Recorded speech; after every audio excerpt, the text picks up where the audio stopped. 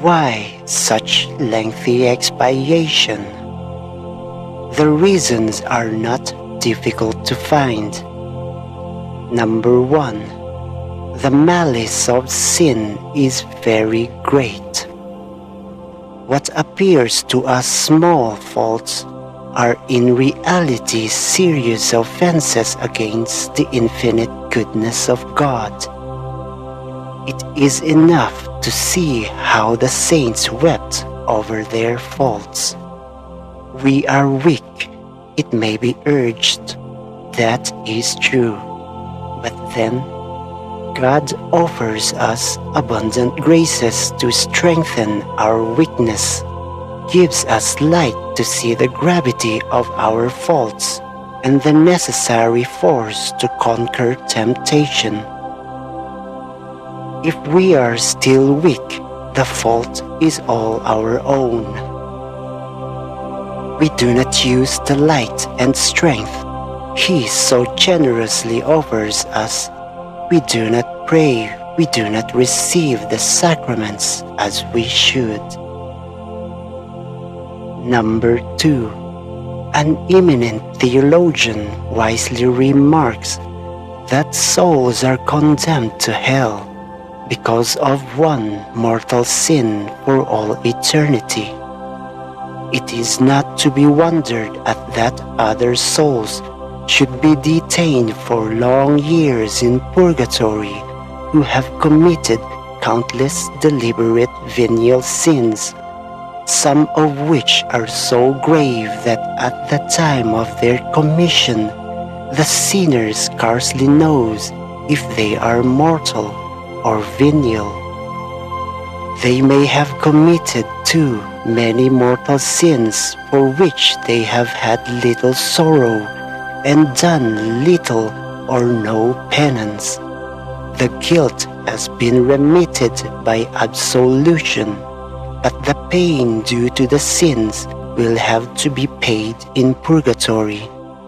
Our Lord tells us that we shall have to render an account for each and every idle word we say, and that we may not leave our prison until we shall have paid the last farthing. The saints committed few and slight sins, and still they sorrowed much and did severe penances. We commit many and grave sins, and we sorrow little and do little or no penance. Venial sins.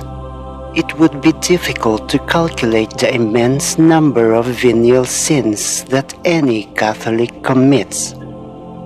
There are an infinite number of faults of self-love, selfishness, thoughts, words, and acts of sensuality too, in 100 forms. Faults of charity in thought, word, and deed, laziness, vanity, jealousy, tepidity, and innumerable other faults. There are sins of omissions which we pay so little heed to. We love God so little, yet He has 1,000 claims on our love. We treat Him with coldness and indifference and base ingratitude. He died for each one of us. Do we ever thank Him as we ought? He remains days and nights on the altar, waiting for our visits, anxious to help us. How seldom we go to Him! He longs to come into our hearts in Holy Communion, and we refuse Him entrance. He dies for us on the altar every morning at Mass, and gives oceans of graces to those who assist at the great sacrifice. Yet many are too lazy to go to this Calvary. What an abuse of grace! Our hearts are mean and hard. full of self-love. We have happy homes, splendid food, warm clothing, an abundance of all good things. Many around us live in hunger and misery, and we give them so little while we spend lavishly and needlessly on ourselves. Life is given us to serve God, to save our souls. Most Christians, however, are satisfied to give God 5 minutes of prayer in the morning, 5 minutes at night. The rest of the 24 hours is given to work, rest, and pleasure. 10 minutes to God, to our immortal souls, to the great work we have to do, viz. Our salvation. 23 hours and 50 minutes to this transitory life. Is it fair to God? It may be alleged that our work, our rest, our sufferings are done for God. They should be, and then our merits would be, indeed, great.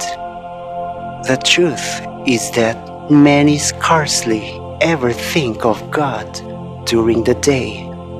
The one engrossing object of their thoughts is self.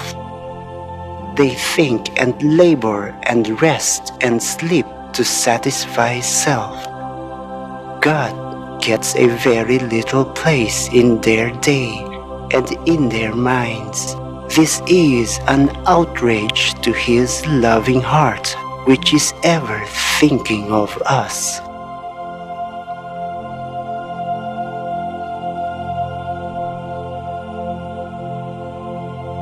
Now to come to mortal sins.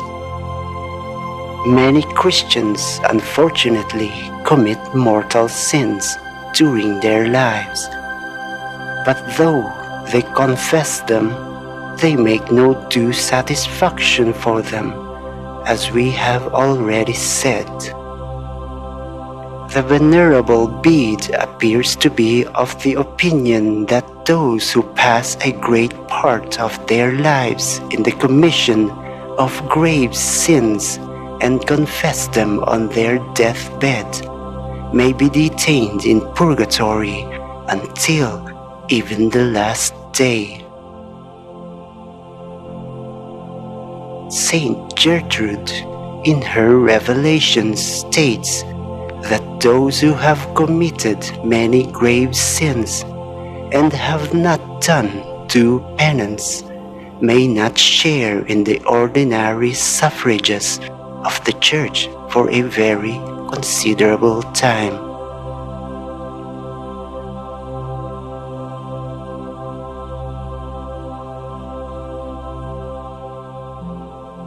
The conclusion.